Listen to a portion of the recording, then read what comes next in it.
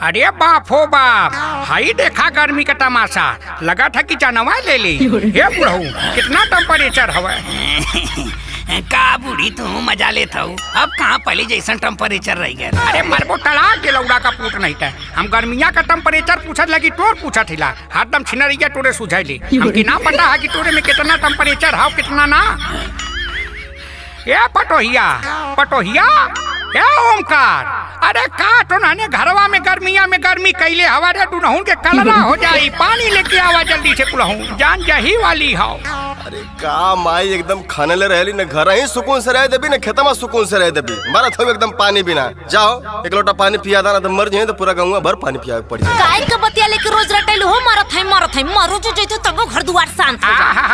हर जइया ता मर जइती तोर खानदान मर जात। हम के मुआवत है भाई तो के हम खाए के मारा। समझा ले के नहीं तेकर झटवा है कि अब्बे बीन ले पे जोन गरियावत है। सही कलु कूल कमी ए बुढ़िए में है। तड़तड़ तड़तड़ गरियावत है बुढ़ौती में। बतावा इतना सुगर हमार मेहरारू तो के गरिया में तनिको शर्म ना लगती है। अरे बाप हो बाप, हाई देखा या पंचो, हाई देखा मेहर बसवा का मेहरारू का बात मानत है। करे तो के मां जन्मैले हूं की जन्मौली है रे।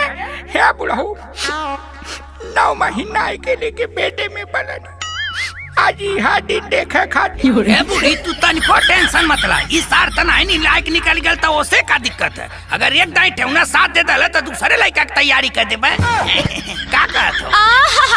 त 3 किलो का वजन लेके 9 महीना ढोली तो ढेर हो गयल। मैं 70 किलो का वजन लेके 7 साल से झेलत हो तो मोर ना गिनती है। का मर्दवा लोगन कच कैले रहला कहियो तो लोगन शांति से रहता। आज प्रोग्राम पे जाए के केहू बुझात ना का तनको। अरे मर्दवाई बतिया तो भुला ही गल रहनी है। अरे माई छोड़ दुनिया भर का बवाल, जोन भयल तोन भयल, जो जल्दी से तैयार जो। और तू जाओ मेकअप कला। हम ना जाई प्रोग्राम में जाओ। अरे करा लोगन, ये गर्मी में क्यों हमार दर्द बुझत हो? ही दादा ई कमन डरामा शुरू हो गल तोहार हो। ए हमर सोना मोना का तकलीफ है तो के हो? फुसलावा मत हमके, ला पहले हमार बात सुना।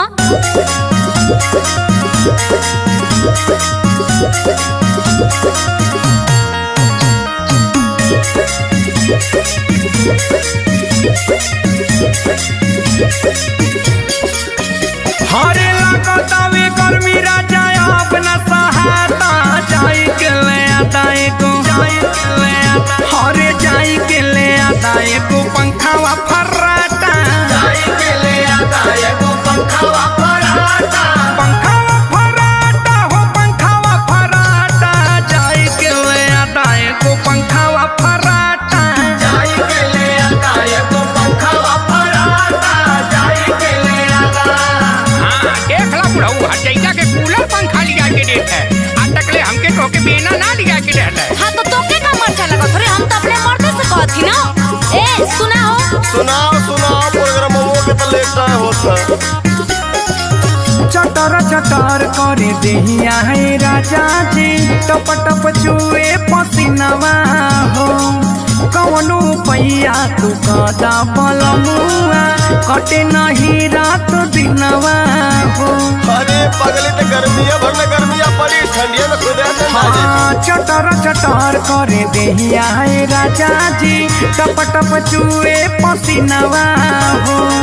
कौनो पैया तू कदा बलमुआ, कटे नहीं रात दिनवा हो। बहुत पुरुआवा तो दी हलसियाता जाई के ले आता एको हरे जाई के ले आता एको पंखावा फर्राटा जाई के ले आता एको पंखावा फर्राटा हो पंखावा फर्राटा जाई के ले आता एको पंखावा फर्राटा जाई के ले आता एको पंखावा फर्राटा जाई के ले आता। माई कहती अपन हसुलिया दे देते तो लिया देते पंखवा कुल बवल में खत्म हो जाए। अच्छा ये हीरा ही देखा था ना चप्पलवा 6 नंबर का मारो गलवा पे ना तो 9 नंबर तुरंत छप जाई। लौंडू का फूट नहीं है। ए पतोहिया परेशानी हमसे बताओ, फिर सिनावा वाली है। पियावा तमन्ना बड़ा नीर दहिया, बुझला नहीं तू बतिया के।